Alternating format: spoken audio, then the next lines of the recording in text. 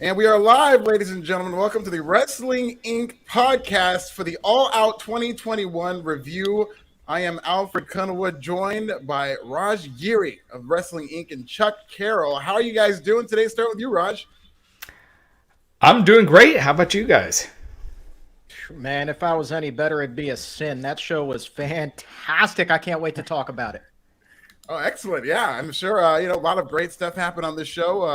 A lot of newsworthy stuff and maybe a lot of not so great stuff, but we're going to talk about everything for AEW All Out 2021. Looks like we already have our first super chat of the night from John Jordan. That's why we love pro wrestling right there. WWE has to take some notice and finally change course a little. Right. Well, we'll get into that. We'll get into what we saw. I don't know. They seem very content. For now. We're not competition. Of course not. Keep thinking like that. We are getting All Out 2021, and somebody who used to compete for WWE kicked off this show alongside Eddie Kingston, who smartly has now debuted a Redeem These Nuts t-shirt, which I think is going to sell like wildfires. I just loved it the second I heard it, and I'm glad that they're just capitalizing on this. Eddie was very much over in this match. Miro was pretty much cheered when he was coming out, but the fans were playing along, treating him like the heel. The finish was very interesting, very WWE-like finish, to where Eddie Kingston kind of grabbed the turnbuckle and threw it as he was getting suplexed. As Bryce Rimsberg, the referee, was trying to put it back on, Eddie Kingston hit the DDT and had the visual pinfall over Miro, so fans were furious at Bryce Rimsberg. This brings out, once again, Eddie Kingston to try to hit Miro in the corner, but Bryce blocks it. Fans doubly mad. Miro ends up winning with a low blow and a kick to the head. What did you guys think of this opening match? Starting with you, Chuck, and I'm going to go get my charger. Well, I tell you what, I'm going to hold that up. You see that right there? Thank you for your purchase. I jumped right on that Eddie Kingston t-shirt. You're the guy that bought that shirt. I have not purchased a wrestling t-shirt, but when I saw that, I laughed so hard, and I looked over at my wife. I was like, yeah, class is going out the window, man. I got to get my Redeem These Nuts t-shirt. And so, like, I can't wait for the 5 to 7 days to pass so I can actually slip this thing on. I liked it, man. I mean, here's the thing, and this is kind of what I was thinking throughout the match, right? And it's typical Eddie Kingston in that he may not be the best talent in the ring as far as being able to work the match, but damn if he doesn't have enough charisma to make up for it and then some. So I have no problem whatsoever with the match, and frankly, it could have been like a -1 star stinker, and the t-shirt would have sold me on it. So no problem with the start here. Eddie Kingston, he's one of those characters. He just gets it. Like, he feels authentic. He just feels like you're not being fed an actor or lines. Everything comes across. I mean, he was ripping on God on Friday night. Yeah. Because Miro has said his God is Jesus Christ, and he is just saying you're ugly ass God, and I don't believe in him. I don't believe in him. It's like, it's like that's not usual babyface material. But man, he just takes it to another level. He's awesome. I love it. So I think Miro has been so good he managed to turn God heel. Like, God is aligned with such a scrupulous man, but no, they've had great promos. We were talking about it on the Dynamite podcast this past week. This match in short order became one of my favorite matches to look forward to because I just absolutely love Eddie Kingston and Miro and what they've been doing, particularly Miro, who I think has just been booked as such a great heel in AEW, and I'm so glad because it did seem like Eddie Kingston had a chance to win this match, and I'm glad that they stuck. It's been 180 degrees with Miro, like from when he was the blonde video gaming, guy. It looked like they were just blowing it, they were blowing it, and now he's just awesome. Totally, we're gonna get into his own. Yeah, we're gonna get into CM Punk's return. He needs to be. Punk will be healed by the end of the month. Very interesting. Yes, he needs to be. AEW responded to Brock with a hair out of their own. Yes, we'll get into that. And the return of Daniel Bryan. Trap Daniel Bryan, if you will. I absolutely love this. And then we have this combo breaker, RIP to Departy. Who's Departy? You're going to have to clarify that combo breaker in terms of what has happened because that can mean a bunch of different things. But listen, let's move on with the AEW All Out pay-per-view. This is very good. If we pull up the second match, okay, here we go. Second match, AEW, Moxley and Kojima. Okay, this was a lot of fun. I thought Kojima looked just fine. Very physical, exactly what you would expect in terms of strong style, forearms early, get some strikes, chops biting. Kojima worked hard, superplex. This ended with a paradigm shift. John Moxley hit 2 of them, actually, and won the match. And this brought out the story of the segment, which is Suzuki comes out, Kaze ni Nare, gets the regular classic music that he has, and the fans sing along, so they know it. That's a good sign. And then they had like a preview of what their match will be. I mean, you talk about 2 good workers, and what I perceived this is they're doing forearms, the clotheslines, they're doing all the spots that you would see, and then it ends with Suzuki hitting a pile driver and laying out Moxley, and the fans just going crazy for really what was a light preview of what you're going to see between Moxley and Suzuki. What did you think about the match in this segment, Chuck? I liked it. I mean, it was kind of what you would expect, and I was like, they've been pushing Moxley's homecoming in Cincinnati on Wednesday. I was like, they got to be bringing in Suzuki. They got to be bringing him in, and sure enough, at the end, that's exactly what they did. So I like this, and you know, I mean.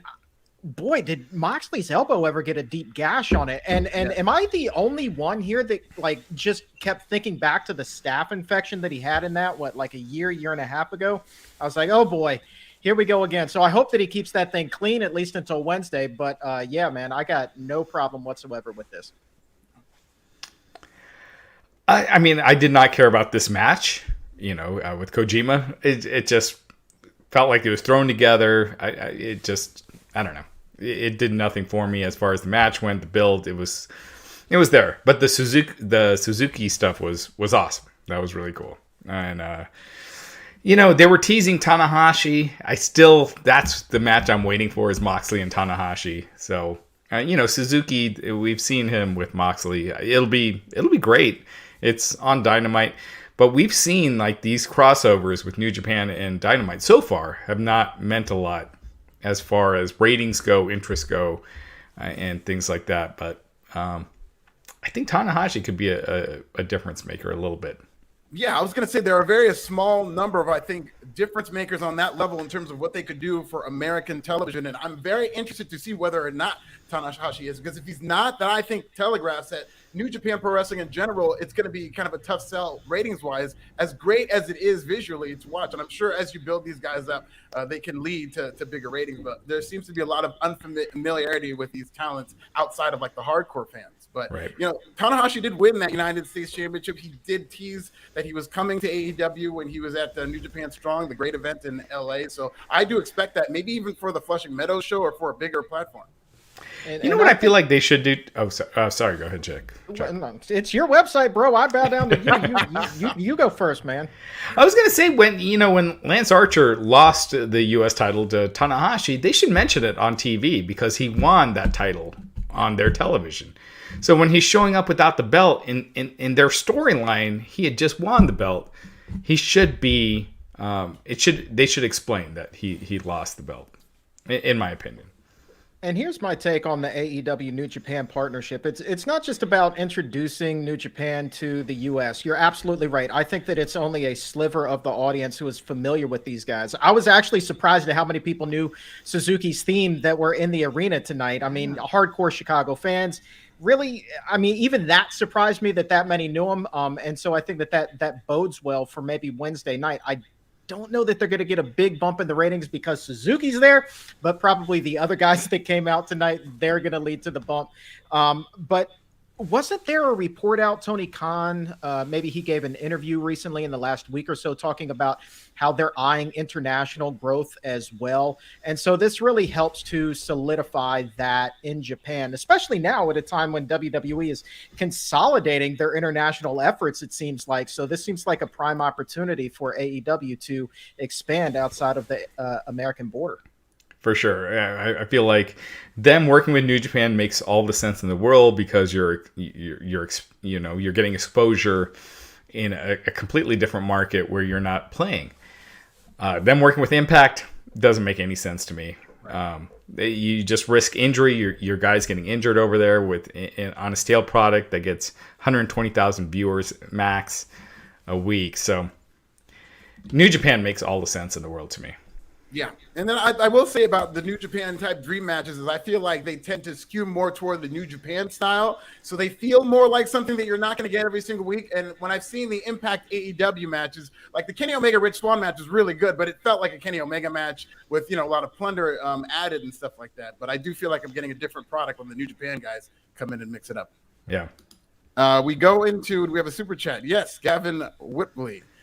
5 a.m. in the UK. Do you see a Cole versus Daniel Bryan feud up next? Watch the pod for 2 years in a row. Love you guys. Keep up the good work. Thank you, Gavin. Really appreciate Thank you, that. Gavin. Yeah, we'll get into that. Maybe quick reactions first, but we'll definitely have a lot of time to talk about Daniel Bryan and Adam Cole. Both made their debuts, surprisingly.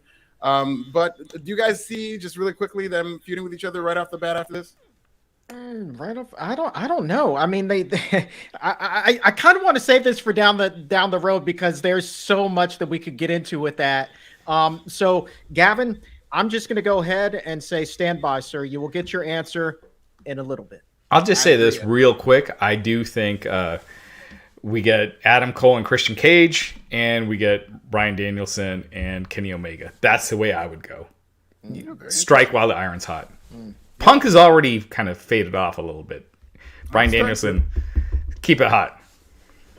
All right, we'll get into more of CM Punk and Bryan Danielson, but that would be a good way to go. I mean, that seems like the most likely way to go in terms of what makes sense. And Britt Baker versus Chris Statlander. We got. Why are we still calling him Daniel Bryan? LOL. Yes, he's Bryan Danielson. Daniel Bryan. He's been called that for 10 years. I know, man. It's going to be a hard habit to break. Yeah, when Bray Wyatt is Wyndham Rotunda, it's going to take a while to get used to that. And it'd be weird on the first show it happened and just immediately go to Bryan Danielson as if like the other guy's gone. We need to have a little bit of a transitional period. This is a mourning process. Exactly. Sure. Krana Shaw, AEW tagging WWE Daniel Bryan Twitter. Great. Did they really? Wow, that's I love fantastic. You know what? If you're a wrestler, never put the Federation name in your handle. Yeah, because you just don't know. And let that be let me put on my union hat here for a second. Fellow broadcasters, fellow journalists, never, ever, ever put your station, your paper, whatever in your Twitter bio. Because as soon as you leave there, and you will leave there, you will lose your blue check mark. Make it your own. Make it your own. That's all I have to say. Thanks, kids, as you were. Only be loyal to yourself. It's a lesson in life, too. We got one blue check mark here. We got a check mark with Alfred, so he knows. You're not a blue check mark, Raj? What's going on in the world? I need to try. I just don't care about that stuff. Like with all the stuff going, I never try, but I'll have to try it one of these days. I was very late to do it. And I did it so long ago. I didn't even remember putting the thing in, and apparently, they got back around. Yeah, I'm sure you both are good candidates. They don't need to be ranking people by check marks anyway. We gotta create our own check marks. We are checkmarked on Facebook, which was cool. I don't know how that happened, but Wrestling Inc. is. So we get Britt Baker versus Chris Statlander. This solid technical wrestling in this match. We get Chris Statlander really overpowering her and booped her for a comedy spot earlier, but they worked very hard. There was a spot where Britt Baker launched off the steps for a stomp, and she got inside, and they're about to count her out. And Orange Cassidy's ringside. He's supposed to be the cool, laid-back guy, barely ever makes any actions or anything like that. But he just fires up, takes off his glass, and screams in Chris Statlander's face, "Get back in the ring! Come on, Chris, you got this!" It was wild. And then the spot of the night possibly came when Britt Baker used an Adam Cole Easter egg and delivered a Pittsburgh Sunrise to Chris Statlander. She kicked out of that. She also kicked out of the stomp, but then Britt Baker slapped on the lockjaw for the win. What do you guys think about this match? Starting with you, Raj. I loved it. I thought Britt looked awesome. I thought Chris Statlander is great. Britt, she carries herself like a superstar. Like that's something that's hard to teach. Like just walking out there with that. And Roman Reigns has it. Sasha Banks has it. It's just walking out there. Charlotte Flair too. Walking out there and just presenting yourself like you're a superstar and you're above everything. There's not many people that can do it convincingly, and she does it. And I thought this was great. Yeah, man. And it starts with the look. I mean, it's so detailed.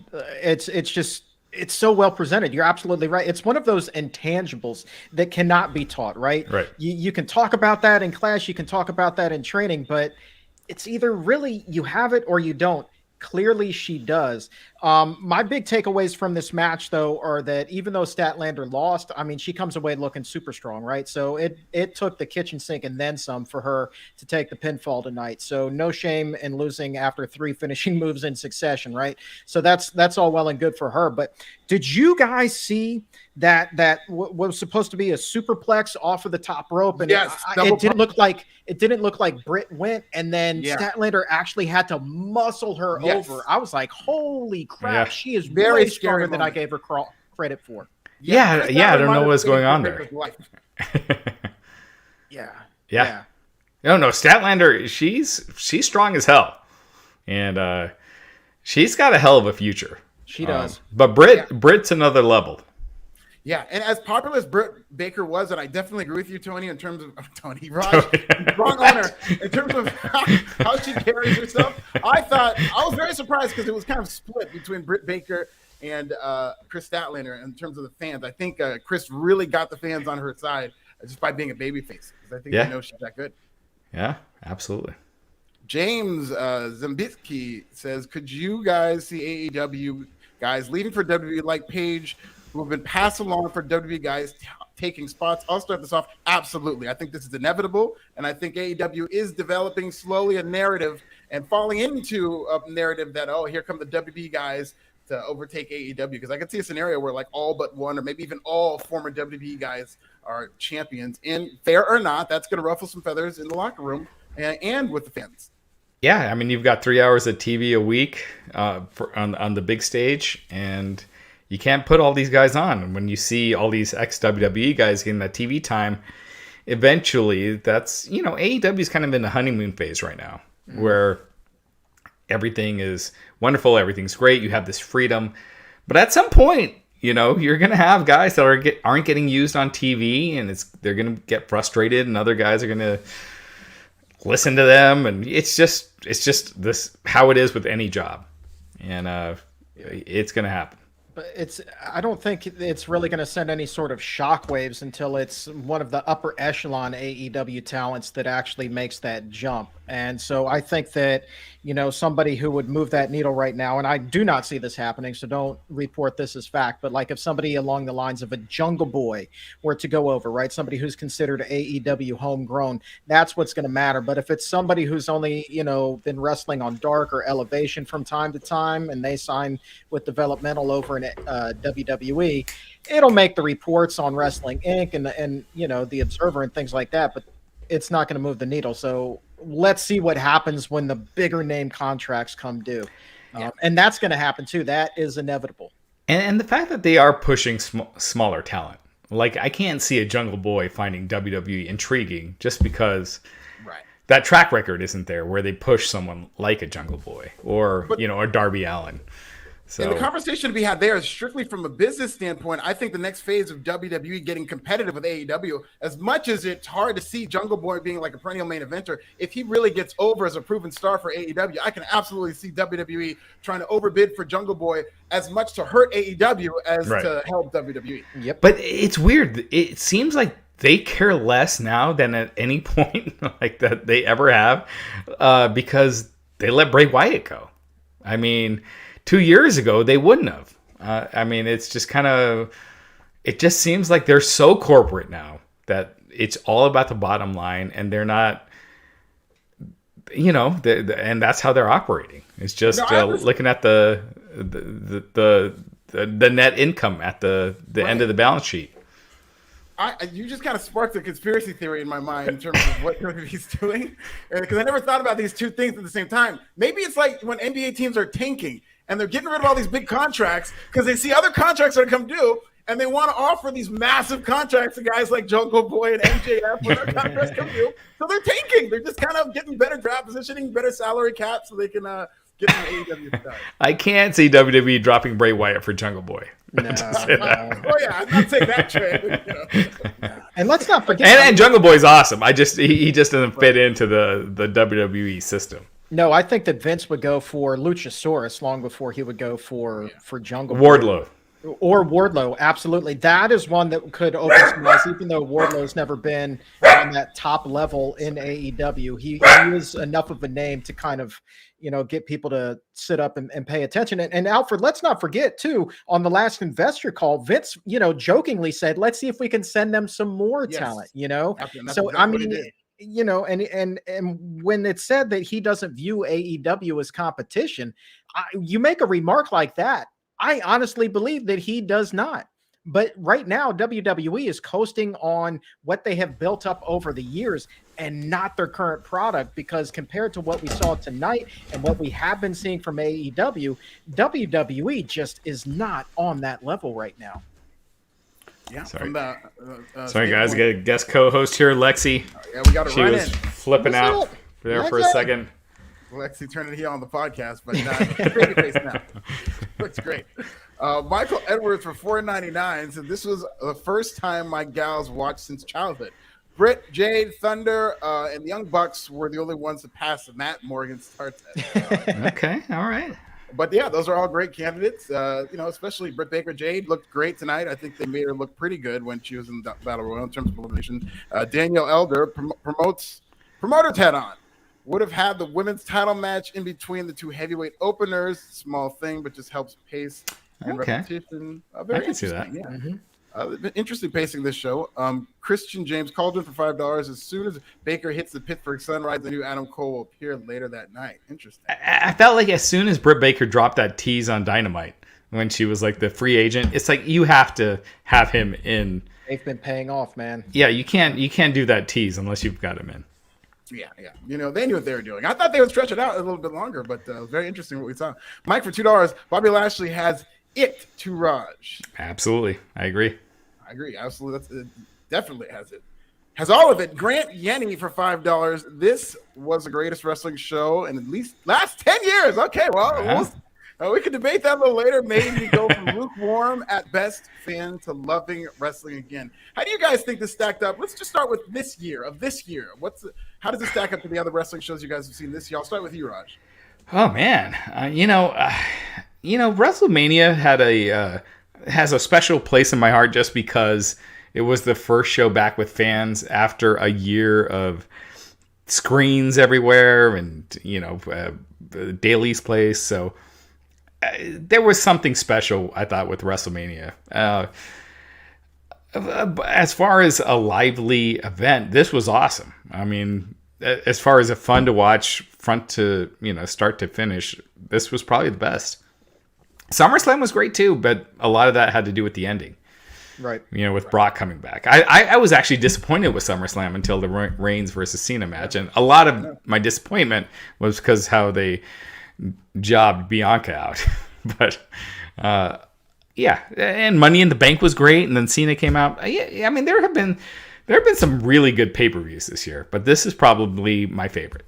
Yeah, I got to double down on that one. As a matter of fact, I think that there's a possibility in 10 years when they're making documentaries about AEW versus WWE and the 21st century wrestling wars, they'll look back at this night as a turning point for AEW. I think that tonight had that much of an impact, or at least it has the potential to have that much impact. I mean, everybody is going to be talking about this who watches wrestling now, and you just saw in the super chat, somebody that just went from being lukewarm to effing loving wrestling again, right? So that's how big tonight was. Can they keep the momentum going? We'll see. And it's also going to be interesting to see how WWE reacts. Like, what other cards does WWE even have left to play?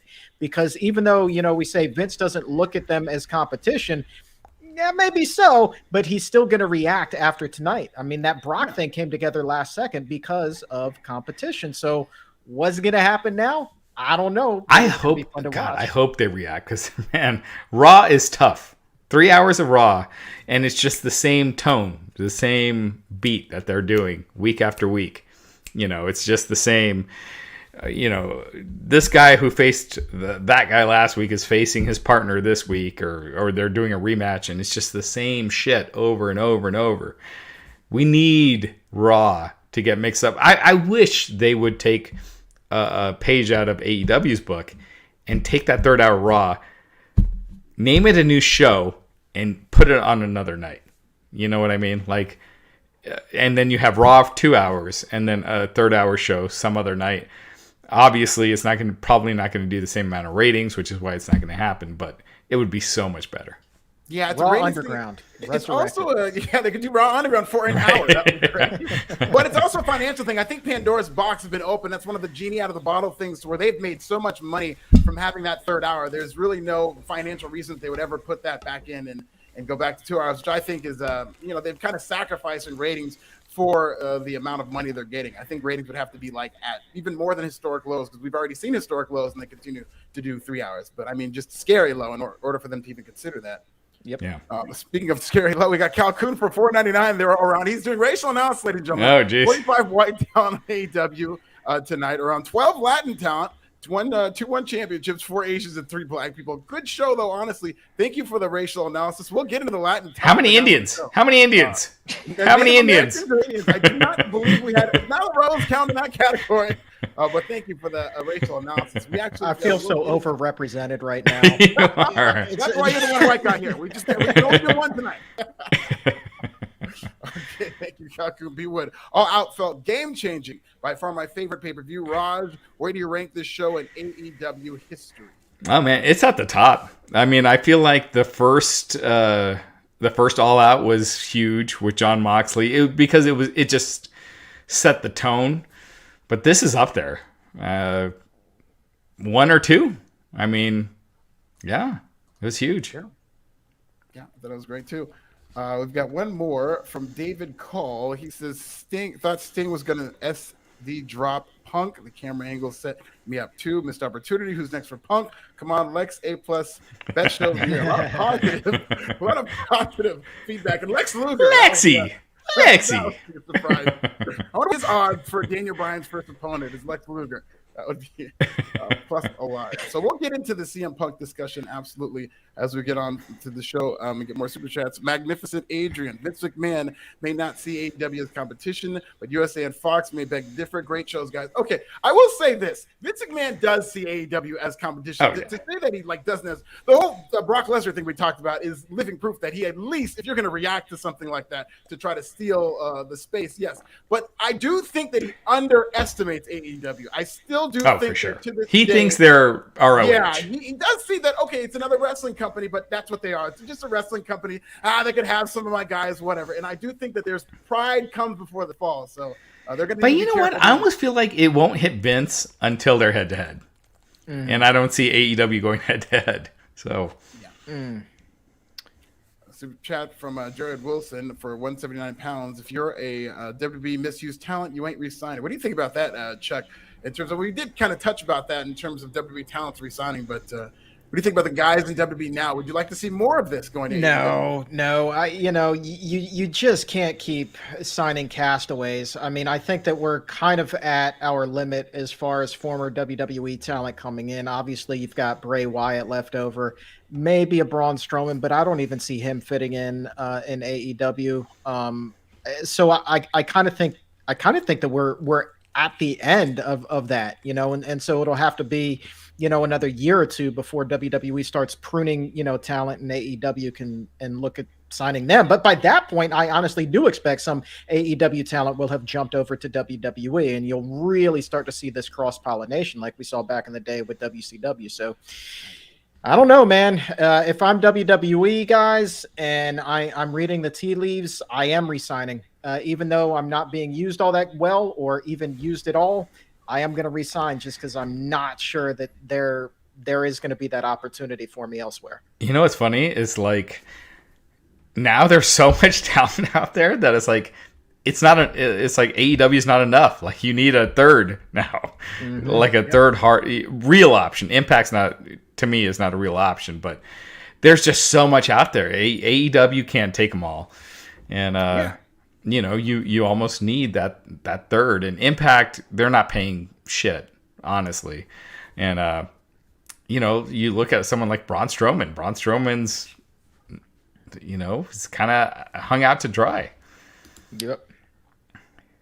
Jax Collins, friends of the show for $4.99. WWE, Vince wants to groom talent fresh like Frankenstein. AEW has done product different from that. Vince don't care. He has his own vision. I tend to agree with that. I tend to agree that Vince McMahon is right now, WWE's in a transitional rebuilding period, especially if you look at what they're going to do with NXT in the coming weeks, and that they're now trying to get away from that. And I like that there's going to be, if that is true, that WWE is going away from indie guys like AEW is overdosed on independent talent in that mold. And so for WWE to try something different, that could be the groundwork of differentiating itself from AEW, because they did do the indie thing when they were with NXT, and it just felt like a different version of AEW that was less superior. And I think if they try something different, they might run into something that'll attract a lot of people who left them.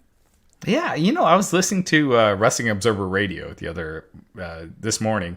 They were kind of shitting on Gable Steveson signing with WWE. It's like, what? Yeah. I mean, this guy, he could be the next Brock Lesnar. To say, like, I don't know. It just kind of rubbed me the wrong way. I think NXT has not been working in a lot of ways. As a third brand, I know people love it. The hardcores that love NXT, they love it. But they are the show that has been going down year to year. And even moving to a different night, they've been down year to year. Whereas AEW has jumped way up, having no competition from the same point last year. So it's been kind of a failure as far as a new show, as far as the third brand. It's been a failure. So they need something. I've always said on this podcast that it looks minor league. They need to up the production. You compare it to AEW. AEW looks major league, and NXT looks like they're in a garage with 100 people. Yep. You need to upgrade that. You need to make it look like it's a live product that people care about. And so I'm all for that. How much Vince and Bruce have their fingers on it, hopefully it's not too much, because we don't need a third hour Raw and SmackDown. But NXT did need a change. Yeah. And let's not forget, so pre-NXT, when it was still Florida Championship Wrestling, look at all of the big talent that came out of that's currently on the WWE roster, right? So it's not necessarily all bad. They're definitely going to give it that WWE polish, that up production value. So hopefully, Raj, it does take a step in the right direction, because I agree with you 100% there. But I also want to touch on Gable Steveson real quick, because, a lot of people have heard his name and they've talked about him. Maybe they've seen him a little bit on Twitter. But I've actually been watching him wrestle. Like, I'm a huge amateur wrestling fan, and I've watched this guy, and he has every single thing it takes to be successful, right down to his charisma on camera. This guy has been cutting promos essentially when he's interviewed right after his matches. Like, he has it. The dude can talk, and he is athletic as hell, and he lives and he breathes pro wrestling. And so I really do think that this guy has the potential to be the next Kurt Angle here, if you want to just use a wrestler background. He certainly can match Brock Lesnar. I think Brock, having the Minnesota connection, is going to try to elevate him. He's worked with him in the University of Minnesota wrestling room on a number of occasions. They do talk. I think that Gable Steveson is a hell of an acquisition, and anybody who downplays that and poo-poos it, I think that they are way off base. Dude, if you're judging him off his appearance at SummerSlam when he's waving to the crowd, he wasn't allowed to cut a promo or anything. Kurt Angle, when he was first doing his first promos, when he was super babyface, this was in the dark matches, not on actual TV, but he kind of sucked. He hadn't found his character. Gable Stevenson's going to be huge, and you can't diss WWE for signing him over independent wrestlers. Gable Stevenson's the real deal. No, I agree. And the wrestling community tends to be very standoffish with things that they don't understand or they're not familiar with. Somebody doesn't have a name on the indies or whatnot, and you can't quote unquote work at the level of an indie guy, then they kind of start to think, oh, well, what's this guy going to do? He's not checking all the boxes. But I am very excited for Gable Steveson. And hopefully they don't do too much with him, because in terms of like his character, because hopefully lean into his personality and just say he's a legit gold medalist. That should be more than enough for him to meet them more than halfway and be a huge star. Yeah. We've got Jay Lane for $5. Jared mentioned new viewers a number of times. Early estimates must be sky high for a buy rate. I think this is going to be well over 200,000. Easy. Biggest ever. And they did say several times, even Excalibur saying if you're tuning in for the first time, he would kind of walk you through that. So Justin Lopez, you sign Bray, and then you chill for a bit unless someone monumental is available. We'll see. Who else is monumental after Bray? Yeah. That's a good question. I mean, I think Braun Strowman goes into that category. And I'd actually rather – the reason I think Braun Strowman would work, especially at this point, is people are now starting to get sick of seeing all these WWE guys, and he can lean into that very real-life backlash that he's going to get, especially if they put him with Dan Lambert. I think that – I mean, my dream is to see Braun Strowman and just how he's reacted and received in AEW, I think would be fun. Or how about this? What if you bring in Braun, Eric Rowan, and Bray Wyatt all together? Are we doing a Dark Order? Are we doing a no? Dark Order is they're goofy now. Like they're not that horror cult anymore. They're like a fun-loving bunch. So I don't think Bray Wyatt fits with that anymore. Like it needs to be its own thing. And add Abaddon to the group. I think Oh, I'd love that. She got a good reaction tonight. Yeah. Could we call her Sister Abaddon? Sister Abaddon. I like it, Chuck. That's how you book the territory, baby. Ebony for $5. Amazing show tonight. Delivered in every way as far as fan booking goes. The Chi-Town girls proud. Raj, who's a pup, introduce please. This is Lexi. Lexi already drawing super chats. I love it. Raj, she is. My wife and daughters are out tonight, so I'm on puppy duty. Even though it's a work night. Thunder Cloud for $5. Wondering if you guys think they should have saved Adam Cole for Dynamite as they had both Danielson and Ruby. It's a good point. I think they should have. I think they should have waited on Cole. I think they should have done Daniel Bryan tonight, Adam Cole at the Arthur Ashe Stadium show. Yeah. And that it's like they totally shot their load tonight, and I don't know what's left. Something has to be coming at that Arthur Ashe show, and the only thing I can think now is Bray Wyatt, because what else is left, and there's been all of this talk of a debut at the Arthur Ashe show. It was supposed to be Bryan Danielson. I got it right. And so we'll see what happens there, but yeah, I mean, was tonight a little bit too much? Maybe, but I think that they were probably going for impact, pardon the pun, and I think that they certainly achieved that 100%. And there's a war within a war that we always talk about in terms of the buzz. Which company seems like the hot company right now? And that seems to have changed back and forth, where Brock Lesnar and Becky Lynch come back. So everybody's talking about them. Well, they counter with Daniel Bryan and Adam Cole. And I think part of that thinking is, okay, now that we have them out and introduced, from a functional standpoint, they can now promote matches with Daniel Bryan, Adam Cole's first match in AEW. Those are things that might make a difference and bring them closer to a sellout for that Arthur Ashe Stadium show. Grant Yenny wants a question for Raj. Raj, how much is a typical Impact contract? Is it low, relatively speaking, or legitimately bad pay? It's bad pay. I mean, if you're an ex-WWE guy, you'll get a better deal, but it's not anything what AEW or WWE, obviously not WWE, but AEW, their lower level deals are way better than Impact. Lorenzo Duncan, I don't know who this is about. This is Bray Wyatt. Do you make him and his bro the new Steiners first? Is it about Bray Wyatt and Bo Dallas? God, I hope not. I don't know. I love the Steiners, so I want to know. I want to know what they mean.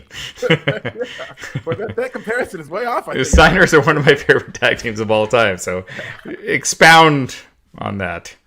Very interesting. Okay, so we get back into the show. Young Bucks versus Lucha Bros. I don't know what you guys. I thought this next thing that we saw, for many reasons, was the best thing on the show for many reasons, starting with this entrance. Just a superstar entrance for the Lucha Bros. We're getting pyro. We're getting a lot of the Latino kind of culture in terms of the way they're dressed. And they've got these great bombers. And also they had a live performance for the Cicero Mero song, which was just amazing. A lot of energy and brought the crowd to its feet. They are super baby faces in this match, with the fans are really much behind them. We see some WWE booking in this match as Brandon Cutler in a steel cage match tosses a bag into the ring, and the announcers even can't help but say, well, that just kind of screwed up what this cage is designed to do. We get the spiked Jordans, and this just wild match. A lot of spots, we can go through the spots as we're talking about it, but one of the key spots, spiked Jordans. The Young Bucks put on pairs of Jordans with spikes out of them and super kick Pentagon and Phoenix. Pentagon's a bloody mess. We get a BTE trigger that Ray Phoenix breaks out at the very last second, and this match goes from like a third to like a fifth gear as the crowd just went wild. We had Phoenix using the Spike Jordans as revenge, which got people up. The finish came when they did this last man sequence. They're all in a circle, taking turns hitting each other. They all fall down. It's really kind of a fun sequence to watch. But then we get Ray Phoenix diving off the top of the cage and then delivering a double spiked pile driver, and they defeat the Young Bucks as the Lucha Brothers are your new AEW World Tag Team Champions. Raj, what do we think about this cage match? Oh my God, this was the highlight of the night in a lot of ways as far as the match goes, right? I thought it was amazing. I think Ray Phoenix, he can be the next Rey Mysterio if done right. I feel like he's in the tag team, but I feel like he could be a huge single star. I loved it. I thought, look, myself, I've always been more into the storyline and characters, and the flips and all that stuff is secondary to me. Yeah. But I thought it worked great in this match, and they did kick out of a lot of shit. I tweeted earlier, like in AEW, and not just AEW, NXT is the same way. You could get shot in the face, you're still kicking out it too. But outside of that, I thought this match was awesome. I loved it. Yeah, man. And even though there was that tinge of WWE booking with the sneakers coming over the top of the cage, I mean, who's ever seen sneakers with thumbtacks in the bottom of them? I was like, so cool. Oh, shit, we got something new. Mad about that.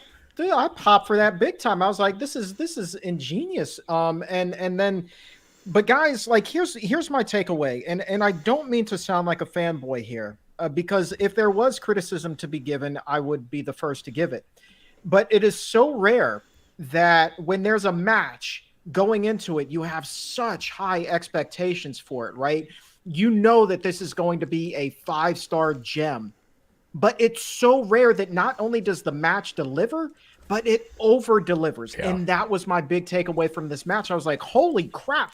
They lived up to the billing and then some. It was just amazing. Like this... In all honesty, like, guys, in all seriousness, like, is this a match of the year candidate? Should we just end the voting now? I mean, I don't know about end the voting because there's so much talent out there, and we do have a lot of potential for contenders in terms of what we may see this fall alone. But this was, to this point, might be my favorite match that I've seen in 2021 in terms of how this was pulled off. And I'm just talking about, it's like, how WWE speak, they talk about how the entrance is part of the match. I think that applies to this in terms of just how much that entrance got me hyped for these guys, how easy it is just if you pay enough attention to these guys and present them in a way. I was hyped for this match the minute it started. It was awesome. I mean, I cannot argue anyone saying this was the match of the year. For me, watching that Sasha versus Bianca WrestleMania match with my daughters, that was just huge. Yeah. Like, and that was an emotional thing, and them just, that was just a different level. There wasn't a bunch of crazy moves or anything, but it was a moment, and so I feel like, as far as just action, I could easily see this being up there. We're getting a ton of super chats. Yeah. If we missed anyone, let us know. And sorry, we will get you on here. Bad Keep Gaming for $5. Do we have any more huge surprises you think in wrestling after this? The return of The Rock, and that's the only thing that I can think that could level up. See, unless you get Cena or The Rock to AEW. I think we're maxed out. And Bray Wyatt's going to be the next big one, obviously. Yeah. There's a couple more shoes to drop. S-Pen, so ESPN. How long do bros hold the belt? The Lucha Brothers. How long do you guys think? I say not long. I say probably by the Flushing Meadows show, the Young Bucks get it back. Ooh. I think keep it. Yeah, hold on to them. AEW has done an amazing job of making the titles feel important because they don't do quick changes. And I think because of that, have them hold on to it. Young Bucks don't need the titles. Yeah. And you just consider the night that the Lucha Brothers had in terms of now with a nice title run, they're right up there, not only as a tag team, but just as like two of the top guys in AEW. If you do this right, if you see it to completion. I know they just beat FTR, but them versus FTR, that's where I'd go. Oh, yes, please. Leonza Duncan, Gable and Bobby Stevenson. Bobby can be Rick. I don't get it. I see another super chat there talking about Gable Stevenson's brother also signed. So I don't know if that's, like Bobby Stevenson. Is that the dude's name? Yeah, he did sign his brother. That could be it. Yes. But damn, what a pairing that could be. That'd be great. Kind of a mentor student. Thundercloud for $5. The one thing about AEW's pay-per-view is I'm not tired after 3 hours of WWE. I'm bored after the first segment. That does happen. Raw does have a formula, and I think that's part of the problem. I will say this. Raw sucks. Raw has been bad. But WWE pay-per-views have been good. Like, consistently throughout the year, I feel like all their pay-per-views have delivered. And SmackDown has been usually good. Whenever WWE wants to be good, which is not common, it's not something that always happens, but when they have a priority in terms of a character or storyline and they want it to be good, whether it's Edge, Roman Reigns, Brock Lesnar, it's good. It's like amazing. And some of the stuff on Raw from segment to segment, you'll see one thing and that's good, but 90% of the time, maybe 80%, 90% of the time, it's just looks like they're not even trying or paying attention to most of these characters. I think the one advantage WWE has over AEW is that something big in WWE feels bigger than something big in AEW. Definitely. You know what I mean? Like when Cena comes back, that feels like beyond pro wrestling, as opposed to, Daniel Bryan coming back, which was huge, but you know what I mean? That goes to WWE has put in enough time where they've been able to develop megastars that extend beyond pro wrestling, right? So you've got John Cena, who's Hollywood now. You've got The Rock, who's gone Hollywood. Long before that, you had some others: Hulk Hogan, Jesse Ventura, et cetera, et cetera. So they have the ability to do that and dive into that bag. But again, I was mentioning a documentary. 10 years into the future, who knows? Who knows where, we'll be 10 years from now? Will AEW have created a megastar? After what we've seen in the first 2.5, 3 years from them, I'm not ruling anything out yet. In our day and age, TV changes like that, right? Like Breaking Bad, it was not like it took 20, 30 years for it to become a big hit. Within 2-3 years, it was huge. If something catches fire, it catches fire. If something trends, it trends. And if AEW can trend, if it can get hot, then it gets hot. Yeah, a lot of people are going to have to break right. And we need that to happen in a lot of ways because WWE is on cruise control. Mm-hmm. Yeah, very much feels that way. It does feel like AEW is dedicated to kind of creating that next big star. And they have that. They have that hunger. Like they're trying new things. It's not like they're resting on their laurels or trying to do the same show every week and just being like, hey, this worked, we'll do the same thing next week. They have that hunger, and WWE needs to get that hunger back because they've just been in cruise control mode. I will say part of that with AEW that's going to limit it is AEW does have this very pro wrestling centric philosophy, which leans into professional wrestling, which means something to like hardcore people and people within wrestling. They got to shake that mentality of like what we do is real, pure, because that's not the mainstream thing that's going to bring in outsiders. It's not the thing that's going to trend on TikTok. Like the more people outside of pro wrestling hear about pro wrestling, which is a great word and it's something that should be honored within AEW. But if they lean into that too much, they're going to struggle to create somebody who transcends beyond professional wrestling. But you know what? Keep an eye on Cody Rhodes because right now, as far as everybody on the AEW roster, to me, he seems like the guy that's most primed and ready to make that leap. You already see him doing that with I forget the name of the show on TBS. Yeah, but now he also has the reality show coming out, and so keep an eye on him, man. He could be the one. He could be the breakout guy. You're take Lexi. Come on, girl. She's got nothing. Do you have a Lexi voice? I know you got a Trump voice. Do you have a Lexi voice? Oh, Lexi. Oh, Lexi. Oh, Lexi. Oh, Lexi. Dogs are stupid. They're dumb. I love it. Your dog is right there, dude. You're crapping on your dog while you're holding her. Come on. Just kidding. Lexi knows. She knows. She knows I'm just doing my Trump voice. I'm just doing my Trump voice. All right. Well, maybe one day Lexi could be a Joker in a casino battle royale. Ooh, good segue. We had the casino battle royale tonight. This was the match with pretty much a Royal Rumble style match. I think they did a better job of keeping up with all the action that was going on with all the women, but they did kind of miss things. And I think the camera work for AEW in terms of shooting the entrances and whatnot could do some work. But the big story coming out of Casino Battle Royale was Ruby Soho was the Joker. It came down to her, Thunder Rosa, and Ruby Soho is moving on after eliminating Thunder Rosa. What did you guys think about the debut of Ruby Soho?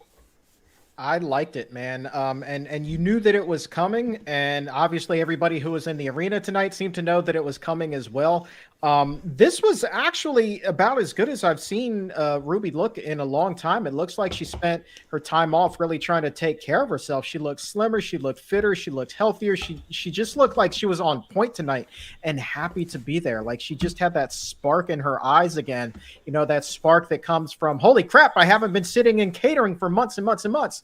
And, so now they give her an opportunity to shine, and you just see like how much equity AEW already has in her, how much the fans already love her and embraced her tonight. So I think that this was a good addition. It's not a huge acquisition along the lines of a Bryan Danielson or a CM Punk, certainly, but I do think that women's division needed some more experience, needed some names. I think that she is the perfect talent to slide in here and help bolster those guys along. I agree and disagree. Like I thought it was a great debut for her, but I feel like whoever's winning this is going to lose to Britt Baker. Britt should win. She's on a roll, and I don't think that Ruby Soho coming in should lose her first big match, her first big singles match to Britt Baker. I almost feel like Anna Jay would have been great in that role because awesome babyface. She just came back, and she can lose. She's been around, and it doesn't hurt her. But I feel like it hurts Ruby Riott losing right off the bat. Do they necessarily need to do the match right away, though? Yeah, and also, that's the thing is that maybe you should just have Ruby Soho. It'll be interesting to see how many matches they let her win and how strong that they book her before she goes to inevitably lose to Britt Baker. This is something I think they should hold off for a little bit. But so far, they've done pretty quick. Yeah, they do. Like when Brian Cage won it, they usually do it within weeks. Jungle Boy, right? Jungle Boy, didn't he win? Who am I thinking of? He did win, yeah. He did win one of the Casino Battle Royales. Yeah. And then went to Kenny Omega on the Friday or a Saturday. Right, yeah. It was like a random Dynamite that he won. And yeah. So you thinking Arthur Ashe then for this particular match? Probably. That would be interesting. That would make sense. Especially they already got the storyline in place. You got a couple weeks to build it up. I will say Ruby came off as a big star. She came out, great music. She had teased this on Twitter already, but she came out to Ruby Soho by Rancid, which is perfect for her. The crowd is singing along in Chicago, and they were chanting Ruby Soho before she came out. So that's really so good. I'm hoping that this lasts. And again, that's why I don't want to see her losing right off the bat. I feel like if she got eliminated by Jade Cargill, and Jade is another one. She shouldn't have won this match because Jade is another one. You can't beat her right now. She's on such a roll. She's a future superstar. You look at her. Yes. You can't take your eyes off her. Like, she is just a superstar. Dude, my wife was in awe watching her tonight. She was like, who is that? Yeah. She was like, holy crap. Oh, I was like, she's going to be the next big thing. Just watch. She was like, yeah, she is. If she doesn't get picked up by Hollywood first, because I could see easily, Hollywood picking her up because she's got it. I can see WWE. She's the Rock. She's the Rock. She is the Rock and Brock Lesnar. And anytime, to your point, Chuck, I've watched wrestling or AEW with somebody who doesn't watch wrestling. They see Jade Cargill. It's always a moment. It's always a moment as Raj gets overtaken by Lexi, but he'll probably be here soon. We got Midnight Toker for $5. They've given up on Nyla Rose. She's booked so poorly. And what are they doing with Jade Cargill? I thought they made her look good in the Battle Royal in terms of the eliminations, but I did think had a chance, and she was kind of a dark horse for me to win the Casino Battle Royal. So a little disappointing there. And the fans, there were a couple of eliminations that got heat with the fans. Riho was out early, which is weird. She went under the rope, so she might have been hurt. And then Karo Ishida, people were not happy with, and Jade Cargill, a lot of heat for those eliminations. I mean, you know, again, when I'm saying Jade is The Rock, she's obviously not The Rock yet. I just mean like that potential. So. Yeah, I see it too. Absolutely, 100%. And I don't want to. I'm seeing now, starting to see it. Oh, can she work or whatnot? Listen, it's the Paul Heyman. Paul Heyman is one of Tony Khan's hero. Nobody was better at highlighting somebody's strengths and hiding the weakness than Paul Heyman. And, you know, to argue that, you know, Britt Baker became a star not because of her wrestling. It was those segments that they were doing with her as a dentist. And as she was doing that and developing as a wrestler, the two came together for a star. So I never agree with the whole, oh, she's green and whatnot. If Jade Cargill isn't a star hero, she'll be a star somewhere. But, you know, the AEW will have missed out. She'll be a star. Yeah, man, I agree with that. I hate that argument, man. And for me, it's always so simple. It's like you go back to some of the biggest names in the business, right? Back in the day, Hulk Hogan, not the greatest wrestler to ever step in the ring, but he had it. Jake Roberts, definitely, you know, middle of the pack when it comes to in-ring ability, but oh my God, did he have the charisma? Jade Cargill has that charisma, and that is what will make or break a person. That's what really separates them, because right now we live in a world where there is so much in-ring talent. There's so much ability out there. The men, the women, they can do moves like just mind-blowing, but not everybody has the it. Jade Cargill has it. Yeah. I mean, if you look, if you were in like 98 and you're like, hey, you pick Dean Malenko or The Rock. Yeah. Dean Malenko might have better matches if that's your definition of a good match, but I'm sure everyone would rather have The Rock. Yeah, and being a great wrestler means, and that's no disrespect to Malenko. No, not at all. But being a great wrestler, to your point, means less than it ever has, because there's so much talent that, you know, being a great wrestler does not mean as much. It sounds good, but in terms of these television companies trying to get the biggest deals possible, especially in the case of AEW, which is really trying to create real stars, independent of the brand, then it does matter in terms of charisma. We get to two of the most and it matters to this day, even in AEW, where in-ring work is so valued. But who's on top? MJF, you know, of the young guys. It's guys with charisma that can talk, that can really go. And geez, here is all right. Well, I'm glad that you mentioned MJF. This is a perfect transition to the next match: MJF and Chris Jericho. If Chris Jericho loses, he must retire from in-ring competition. So we get these entrances. This entrance, had it not been for the Lucha Brothers, this would have been the best entrance, maybe the best thing on the show in terms of MJF's entrance. It's the Chris Jericho Vintage Countdown. And it so gets cool. to 0. We get the explosion, just like the vintage Chris Jericho pyro that he used to get when he debuted against The Rock. We even get the Jericho text that flips over, but it says Jericho's last match. Completely trolls his crowd. So Out good. comes MJF. Well, just such a great entrance, such a great heel entrance. We do get the match. They have a nice little match. They worked, you know, Jericho worked as hard as he could have. I don't think this crowd all the way bought that this would be Chris Jericho's last match. Chris Jericho's entrance was kind of awkward in that there was an electric guitar player from Fozzy who was playing his music, and the crowd was singing along. But I think that kind of sucked. Yeah, they started the chorus and they got lost, and they were clearly behind because it was a wrong musical cue. And he played the song correctly. It's just they got behind, and then the crowd just kind of gave up on singing the song. Yeah, you know, it's one of those things. I love that they try these different things for the entrances, because like NXT would do that. It makes it feel like an event as opposed to your weekly show and the run of the mill. So I love that they're trying something different. They're making it feel different. But this guy sucked. And he's Fozzy. He's like Jericho's band member. You know, it would have been better if they had the whole group maybe. I don't know. Yeah, that's what I was just thinking, man. I was like, you remember when DX got played to the ring and they had the whole band there? Like, it would have been friggin' epic if they had all of Fozzy on the stage, because then I think a lot of people would start thinking, well, damn, like Jericho really wants to go out with a bang here. He's got all of Fozzy here. And then you could be feeling like, well, this is him passing the torch. He's going exclusively music now. So the torch has been passed. So it would plant that little bit of a seed. But the guitar by itself, it fell a little bit flat for me. Yeah, you're waiting for it to like kick in, and it never does. Yeah. Real quick, DX, best entrance. What would you say? Best DX entrance? Mm-hmm. Oh man, Run DMC never did a live DX entrance, that did would they? have been the best DX entrance. Because they had the best DX entrance, in my opinion, when they did the. They had that. They did the Run DMC. Run DMC did the DX remix on the Aggression CD, and it was awesome. Oh, are you talking about the entrance theme or the entrance like a live entrance? Entrance theme. Entrance theme. Oh, yeah, Run DMC. I absolutely loved on WWE Aggression. I listened to that over and over on Aggression, and then the original. You can't listen. The Xbox theme slap too. I love the Xbox take on the DX theme.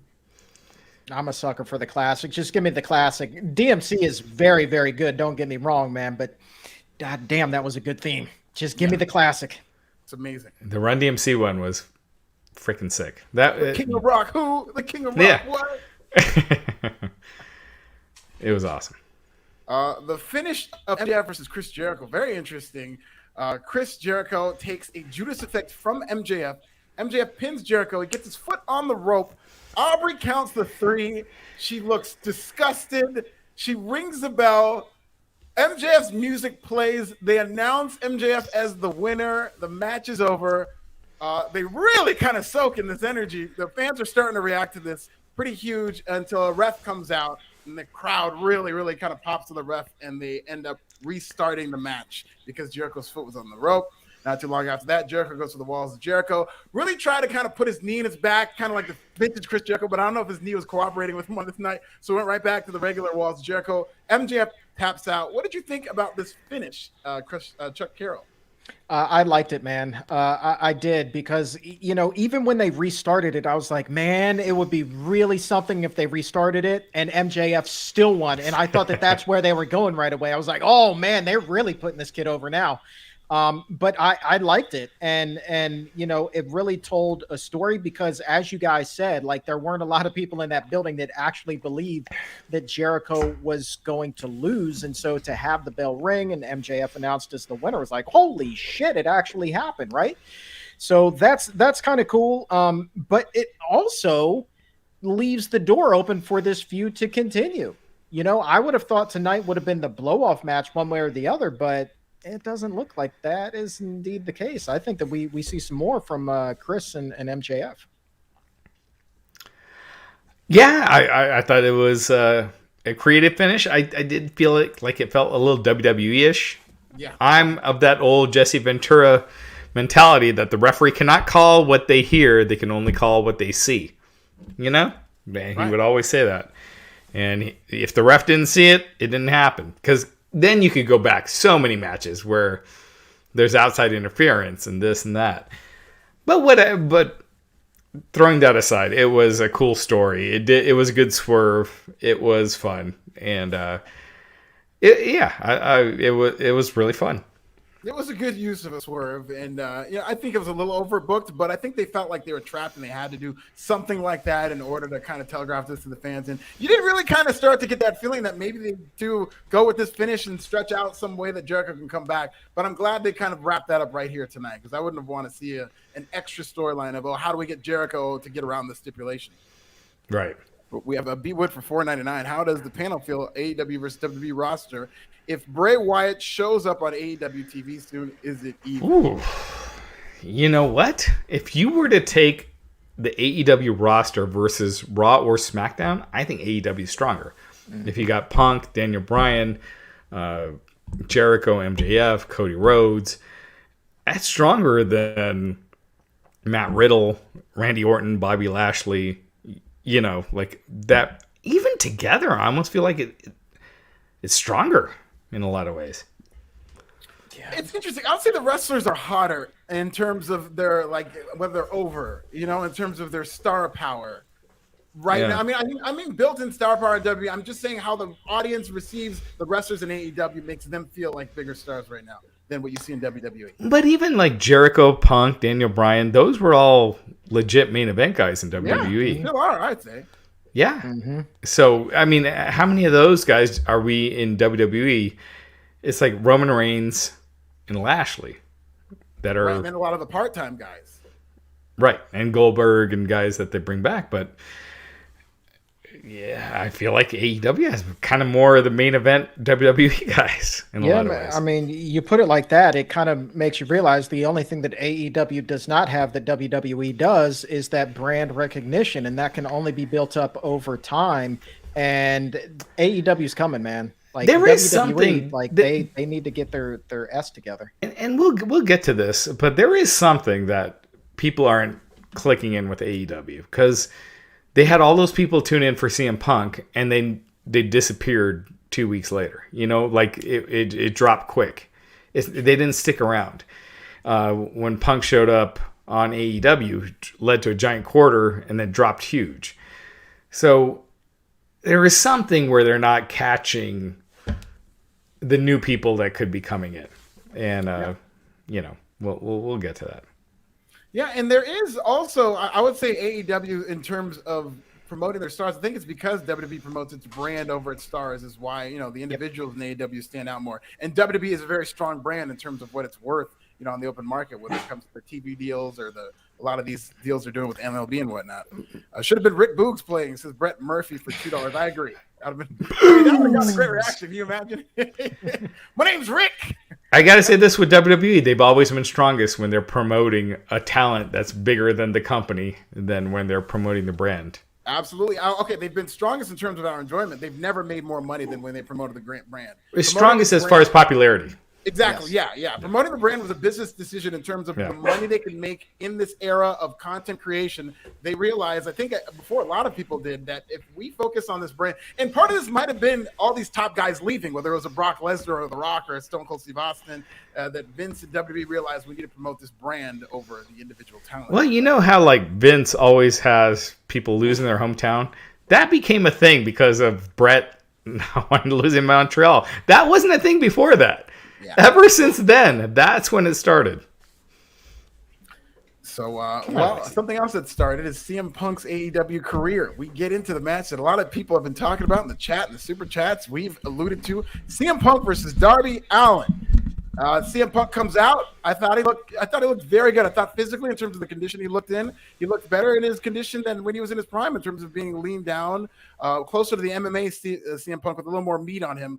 But this was a lot of rest holds, a lot of CM Punk just working this style. It reminded me of when Mick Foley was trying to troll fans in ECW by just doing rest holds and, kind of getting down and trying to get heat. That's what CM Punk was doing a lot of. But the fans were with CM Punk. They did get split and go back and forth between these two. CM Punk hit 2 GTSs on Darby Allen. We had some callbacks to his match against John Cena where one of the GTSs he hit, he flies out of the ring and then he goes to reach for Darby Allen, doesn't get him. Then he does the thing where he says, "Oh, you cheering for him or cheering for me?" And then he did a sit-up when Darby Allen went for a coffin drop. So call back to his, I guess, the Undertaker's feud with the Undertaker. We get the hit, step up knee. Match starts getting good, but I felt like just as it was getting good, GTS, CM Punk wins in his debut. I was underwhelmed by this. Chuck, how did you feel? In all honesty, like this is kind of what I was expecting. I think that it would have been a mistake for Punk to go out there and try to bite off more than he could chew after 7 years. I think that once that rust is knocked off, like he can go a little bit more and go a little bit more tit for tat with Darby Allen. But, it made all the sense in the world to me to have this match be paced the way that it was. So I'm not hating on it. But those were also my expectations going in. So there's no disappointment there. And I liked it. I agree with you 1,000%. This is the best that I've seen Punk look in 7 years. Just trimmed down. I like the fact that he was in long pants as opposed to the trunks. He had the nice Chicago theme down the side. Like it was a really sharp look for him, and so he definitely I thought that for his first match back, man, I thought that this was great. He did a great job in the ring. He did a great job putting the outfit together. Like we mentioned Lex Luger earlier, so I will say this was a total package for Punk from my perspective. No disappointment. Raj, what's your take? I thought for whatever reason, Punk in tights took me a while to get used to. It was just like, I'm just so used to him in trunks all the time that it just took a while. You know what, man? I thought Punk's first match, I put this out on Twitter and people kind of took it the wrong way, but Punk's first match in 7 years in Chicago, I was expecting Rock versus Hogan. Now, by no means do I think Darby and Punk are Rock and Hogan, but I mean the kind of reaction and just going the whole way and just that kind of energy, the whole match. And it wasn't there. Like, there were quiet moments in this match, and this was Punk's first match. I think Punk, it's dissipated quick. I mean, we've already seen in the ratings, it's dropping. He's not bringing in new viewers. They need to do something interesting with him. This match wasn't that. It was fine. He got to work a match. He got to work out the cobwebs. The match itself was fine. It wasn't the best match on the show. It wasn't the worst match on the show. But they need to do something interesting with him next, because you're going to waste that investment otherwise. Well, people don't. And you know what? Happy-go-lucky Punk sucks. They need angry, hates the system Punk, because I'm happy to be here is not intriguing, and no one plays the angry person better than Punk, in my opinion. Like, that's where the money is. Right, and that goes back to what we were talking about at the top of the show, is when will they turn Punk heel? And I do hope that that's sooner rather than later. Maybe that could be a nice little surprise for the Arthur Ashe show. I do think it would have been a mistake to turn him in Chicago, because there's no way you're going to get that home crowd to boo him no matter what it is that they do. But you put him in New York, all right, maybe now you've got an opportunity to boo the guy. But who's he going to turn on? I mean, it's got to be somebody that's pretty well beloved. I mean, does that stack him up against Bryan Danielson? No, probably not. And maybe you don't turn him heel, but maybe he's just not the happy babyface. I think we're getting ahead of ourselves with the talk about CM Punk already turning heel. I get it that it's not the most creatively fulfilling thing to see CM Punk happy to be here. And I do think that in the back of his mind, he knows that there is a path to him being heel, which is why not only does he keep saying that he's happy to be here, but he'll say, "You guys sick of me yet?" And the way he worked tonight's match, I think he's planting the seeds, but I don't expect him to just up and turn heel. There is a honeymoon period. These people still love CM Punk, and there's still a lot of reaction to him in terms of, I don't think the ratings have sustained in terms of the levels when he first came in, obviously. But they're lower than they were a few weeks ago. They are, but there is a sustained in terms of interest on digitally, whether it's on YouTube, whether it's just a general interest in CM Punk is going to still be there. And I do see him turning heel, just not immediately. I don't think it's going to be something that we see. And he doesn't need to be heel. He could just be a baby face that's just kind of a dick. Like, and I think we're headed there. I think we're definitely headed there. Just spitting the truth, being like, if he just says, "Orange Cassidy, your shit sucks," I don't get it. It's not necessarily being a heel, but it's kind of speaking the truth, being the voice of the voiceless kind of thing. But I think there's money in him. And I will say, I do think that CM Punk looked just fine. I don't think there was anything wrong with him in this match. I think the match they chose to have was very perplexing to me. I felt like CM Punk was trying to go out of his way to establish himself as somewhat of the heel. Maybe it's because he was so much bigger than Darby Allen. He worked the match as a heel. Yeah. Much like a Hulk Hogan level. He was trying to get these people to boo him, it seemed like, which is so weird. And they wouldn't. And I did feel like the match did get going, and I'm very excited. Just seeing this, I'm excited for the potential of CM Punk. This did not scare me away from thinking in terms of him wrestling that it's going to be a different CM Punk. Malcolm Mitchell for £2. AEW is like ECW with WCW cash. Well, you can say that. No way. ECW was so beyond the pale. Like, they had Francine and Beulah stripping each other and all this stuff that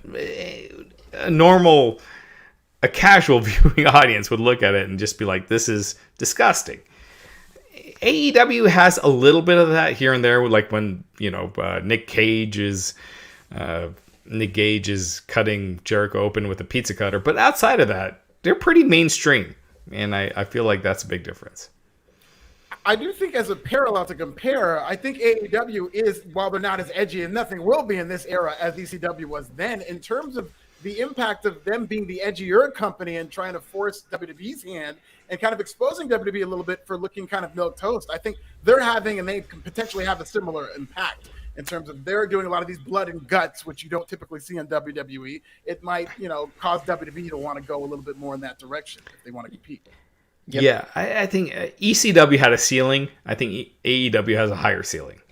Like No for question. 1,000% in terms of, You know what I especially mean? to the point of the super chat with the budget alone, they have a much Right. higher season. And you already see it with the money that they're making on Absolutely. their TV deal. So Justin Lopez for $4.99. Glad it wasn't the typical super indie AEW style. I agree. You could tell Punk was in the ring general and made sure everything made sense. And that's the thing. A lot of more old school fans I saw coming out and people in the business who are more of that classic style really loved this match in terms of how it was worked. So, that in defense of that match, you could say that. As a match by itself, it was good. But I felt like I was just waiting because it's Darby. You're kind of waiting for it to pick up. You're waiting for him to go through a table or something. Again, that's just maybe that's just my thing. But I just thought for a Punk return, I was disappointed personally. I was hoping for something crazier. I mean, expectations are a hell of a thing, man. They're either your best friend or your worst enemy. You can only do your first match in 7 years one time. Was that the one? Did you think that was a home run? Not necessarily. I mean, that match isn't one that I'm going to sit up and say, holy crap, match of the year candidate. But I don't think it was a total clunker either. No, No, of not course at all. not. No. Of course not. Jared Wilson for 179, and I disagree with this because I do like him in tights. Punk in tights diminishes his star power, I think. Disagree, Jared. Sorry. Thanks for the super chat, but I just can't get. I'll get used to it. Yeah, it is different, but I'm pro tights. I always prefer tights to trunks. Grant Yenny for £5. Any shot Omega drops the belt Underwear. to Danielson full gear. And shortly after, we get a Coda appearance in AEW leading to Kenny and Coda at Tokyo Dome. Wow, that's fantasy booking. That's a lot. I doubt. I mean, Omega, I don't see Omega beating Danielson right off the bat. So I would think if that's where they're going, Danielson beats him. And Danielson, that was his big thing with WWE, right? Like he wanted to work New Japan. So yes, I actually could see that. Yeah, I could absolutely see them kind of helping to book him for a Tokyo Dome show in that they'll use AEW TV time to set up something that he would be doing in New Japan. Right? Yep. It'll be interesting to me to see how much value the Bryan Danielson name still carries over in Japan these days. Hopefully, it's still got some sort of cash there. So we'll see. Well, New Japan is just, and I hate to say this because they're playing by the rules. They're kind of screwed by what's going on with the pandemic, but man, they've never been so cold. Yeah. So they could use that. That's true. So we get into Paul White versus QT Marshall. This match, I think, went on way longer than it should have. We get some chop. Way longer. Paul White. We get some outside interference. QT actually gets a couple moves in, but choke slam.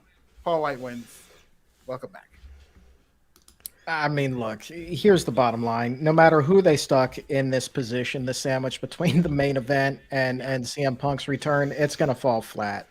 Paul White and QT Marshall just drew the short straw for the night. And so, expectations, Raj, we were just talking about expectations. I don't think anybody had expectations of a really stellar match here. And so I think that the fact that it's coming off of such an emotional high, you put it there with the match that isn't going to be anywhere near 5 stars, it's going to fall flat. And that's exactly what this one did. And so, am I ready to say that Paul White needs to hang it up? No, not at all. But, let's dust yourself off after this one because I don't think anybody's going to be talking about this match as soon as we're done talking about it here tonight. This was the, back in the day when WWE, they'd have that cool down match. Back in the day, it would be like a Divas match that they'd put. That's what this was. And I'd rather just have an intermission, just being like, "Hey, we're gone for 15 minutes. Go get a snack." Yeah. Remember, like WrestleMania, they used to do that, where it'd be like, "We're going for a 10-minute intermission. Yeah. Come back." But whatever. It was fine for what it was, and what can you say? It sucked. Part of the reason, I think part of the reason it went so long is they were really trying to take advantage of the fans coming down before the main event because there had been so much hot stuff on that pay-per-view. But this, and you know what? This is a very good point from Midnight Toker for $5. What happened with the Billy Gunn angle? It wasn't even mentioned. I agree. You got to hold AEW accountable for things like that because that's a big angle they ran right before this match. It didn't even come close to playing into this match. Yeah, that was the one angle that made you feel like maybe QT has a chance. And they didn't follow up on it at all. It was That's all. Wiped away. Yeah. Okay. So we get the problem with AEW sometimes they do too much shit at times with the Gun Club and there's 75,000 factions where it's like, who's this guy? Who are these guys? Why are they together? I don't watch Dark. I don't watch Elevation. Can someone explain why these guys are in this guy's corner? And anyway, this was one of those cases. Yeah. AEW, it is like Impact in that way in terms of TNA in like 2006, 2008, where there's a million things going on at once and half of them get ignored and discarded. I do see that going on quite often in AEW. Which I prefer to nothing going on, which is what happens on Raw. Yeah, absolutely. You just get 3 hours of 3 hours. Yeah. So yeah. Kenny Omega versus Christian. This is our main event. These two worked very hard to really kind of the crowd reaction. The crowd was good and they were polite and they did a good job getting into this match. Yeah, so, but after this was such a hot show that I just think there was only going to be a certain level they were going to get them there. And I will say I preferred their match at Rampage in terms of what we saw from this. The story was basically Omega working over Christian's neck. He had 3 snapdragons. We get a spear to the table. We get outside interference from Gallows and Anderson. But then Don Callis gets inside the ring at one point. The finish comes with a one-winged angel from the top rope, so you knew it was over at that point. This causes Kenny Omega to cut a promo that how great he is. You get Jurassic Express coming in. They get beaten up by the Elite. So he's cutting a promo saying nobody's on his level. The lights go out. Who shows up? Adam Cole, of all people, comes baby. Reaction. We get the Adam Cole baby. He's in AEW now, just weeks after appearing on NXT TakeOver 36. Adam Cole then super kicks Jungle Boy and immediately turns heel to join his buddies in the Elite. And he says, "What did you think? These are my friends." And then this brings out Kenny Omega to finally say goodbye. He's going to do the goodnight signature salute. And out comes Trap Daniel Bryan.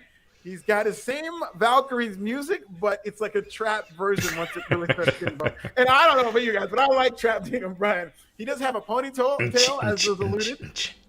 He's got the bun, kind of like Brock Lesnar. This is Brock Lesnar-ish. He looked excellent, I thought. He just ran through everybody, hit a flying knee to Nick Jackson, who sold it fantastically. And here we go. I mean, AEW has a type, and they've got another and Daniel Bryan and Adam Cole. And listen, the crowd went crazy for these two.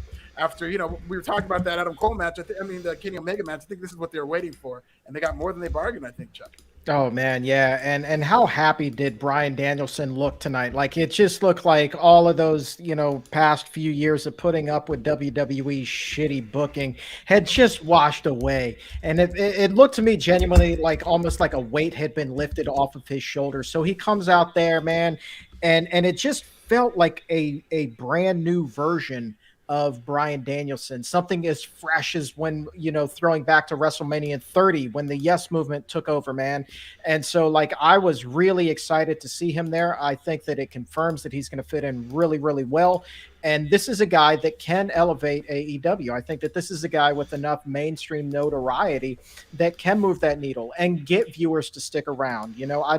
I hope, knock on wood, that AEW does not see that audience erosion like they saw in the weeks following Punk's debut. I think that Wednesday's Dynamite is going to be a massive number. And then, correct me if I'm wrong, but isn't the Arthur Ashe show the following Wednesday? I think it's 2 Wednesdays later, right? Isn't it the 20-something? Yeah. Well, 23rd? Something 23rd. like that. You've got 2 weeks. Someone in the chat will fix this. But yeah, chat on and make sure that you pay $5 super chat to give us the correct Otherwise, answer. we won't acknowledge you. That's right. So because we're all heels here, damn it. But yeah, man, like I'm genuinely excited about this. And so the only thing is going back to what it was we were talking about earlier. was this too much at one time? Should it have been staggered, these debuts? I think that they could have left it with Adam Cole, debuting, because everybody was expecting Bryan Danielson, right? But if it's Adam Cole and they're like, what the F happened, right? But then you start planting that seed for, that 2 Wednesdays, apparently, down the line at Arthur Ashe and Bryan Danielson, then you've got something. So we'll see what happens. I'm excited. I am not mad about this whatsoever. I thought that it was cool as shit. But hopefully they can maintain this momentum. That's me nitpicking. But again, guys, bottom line, best pay-per-view of the year by a freaking mile. Yeah, we're picking nits, but I agree with you. I would have done the opposite. I would have had Daniel Bryan tonight, Adam Cole in a few weeks, just because everyone is expecting Daniel Bryan. If you don't deliver, it's you don't. AEW has done it for the most part a good job of delivering. There have been a couple times where Tony's like, there's something huge that's going to change the face of the wrestling industry, and it was Pac coming back, and it didn't quite hit. But this did. And I feel like you should have waited on Cole, just because Cole kind of gets drowned out now. Well, everyone... I will say, that is a good point in terms of Adam Cole, but I have no problem with Adam Cole and Daniel Bryan debuting at the same time if the priority is that Arthur Ashe show, because you only have a couple of weeks.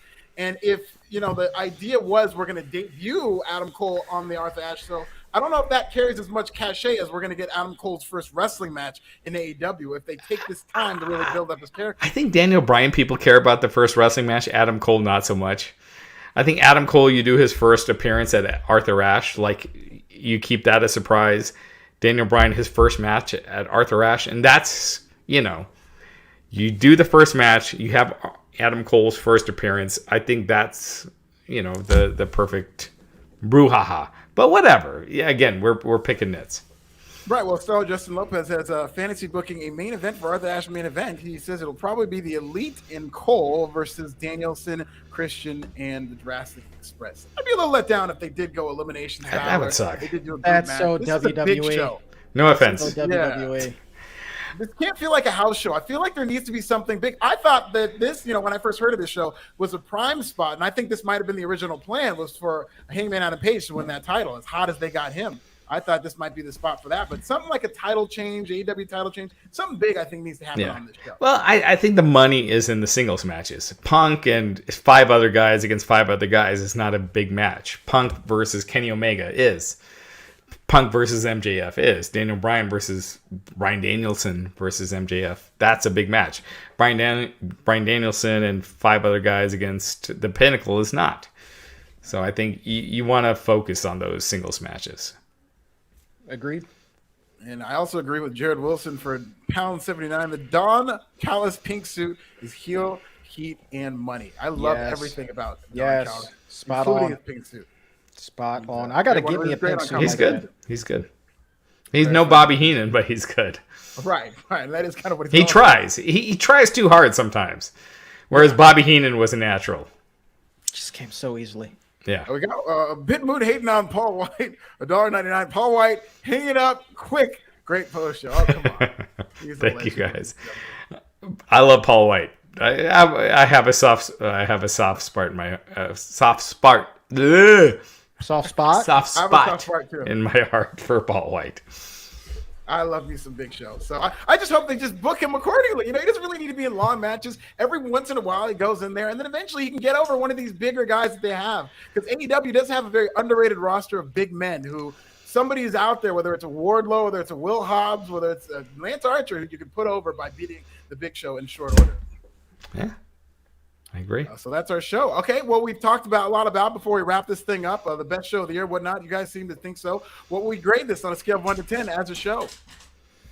I'm giving this a 10. We sat there, we nitpicked it because that's our job in these shows, to be perfectly honest with you. But, this was a 10 out of 10. I know that there are still 4 months left in the year, but good luck topping this. I mean, seriously, good freaking luck. It was awesome. I'll go 9. I feel like,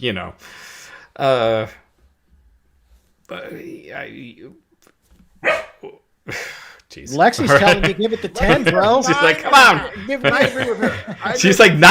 What the fuck? Not very happy with it. I know. I'll go 9. I'll go 9.5. I think this is an excellent show. I'll have to really kind of go back because I really did think the Money in the Bank show was just like WWE production at its best and had a lot of great stuff on that. If you go back and watch some of that stuff, but I do think that this might have eclipsed that because I absolutely thought the show was very, very great. Yeah, man. It was so good. And so the question is, should you spend $50 on the replay if you haven't seen it? Yes. This is a 10 though. 10, bro. Give me. There is nothing that can come close to sniffing this. WrestleMania 3. Bro. You're saying this is as good as WrestleMania 3. Let me put my glasses on so I can see you when I say this. Well, you said 10. No. I'll give WrestleMania 3 a 10.5. Okay. But I will say, as far as any product that AEW has put out to date and WWE in much more recent history, absolutely this deserves a 10. No question about it. I will stand by that. So for an AEW pay-per-view, you're saying that because WrestleMania 17, right? That's one of the best shows of all time. Yeah. You're saying this is on par, or for me it is. Really? Yeah, just the impact, like it gave people the feels. Like Lexi agrees. Shout it, Lexi. Lexi's Shout mad it. at me. Yeah, man. I mean, look, you walk away like feeling something, right? And you walk away with an emotion, right? And so, what WrestleMania was it? That's great. This was great, but I'm watching. I don't know if I put it on that level, and I don't know if it's fair in this moment. We need it's not a 10. A 10 is perfect. A 10 is WrestleMania 3 and 17. I'm standing by it. This wasn't. I'm standing by it. It was a very good pay-per-view. And I'm sure that there are some people who would love to super chat for $5 to agree with me. Let's see it. Let's see it. Come on, guys. No, have to see your scores. They agree with me. It's not a 10. If you want to keep this going, look us up on social media. Tell us what you think about this. It's not a 10 myself. 9 out of 10. Definitely great. I've bought all pay-per-views so far too. WrestleMania 3 was not perfect, Raj. But it didn't. The whole show didn't have to be perfect. The things that mattered were perfect.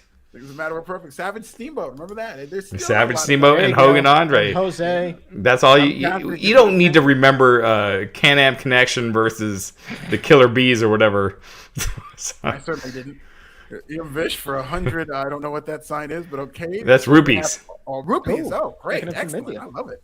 Okay, so we have all WWE guys here at AEW. How long will this go on? Yeah, what next show? Hope it doesn't become a carbon copy of WWE. Again, that is going to continue to become a narrative in terms of AEW. I think it'll be interesting to see how they book these guys. I think this will really kind of get away from AEW if there comes a point where there's a lot of former WWE champions. Having said that, they're doing a good job with a lot of these former WWE guys. Like Miro might be my favorite thing that I see. A 7. Wow, 7. Oh, that's a heel tweet right there. Damn. They get a 9 from Our friend Tina Miller. Show. Yes, but definitely not WrestleMania 17 level. I'll agree with that. Solid, though. Our house had fun. Yeah, this seemed like it would have been a fun pay-per-view to watch with a room full of people. I kind of regret not inviting people over now. Yeah, I wonder what the theater environment would be was, because they did have this in a number of theaters. So I bet that was a lot of fun. Yeah. Got to hit up one of those shows. Well, thank you. Follow us on Twitter. He is Raj Giri at Raj Giri _303. Verify this man, Twitter. Seriously. Yeah. You're embarrassing yourself. And then also this man as well, Chuck Carroll at Chuck Carroll. Verify him too. WLC. Yeah. If anything, this is a weight loss champ. He lost. Alfred, just spread your blue checks around. I don't know how that works. I think you just spread it around, right? I think I have to cough in you guys, and then you guys become blue check marks.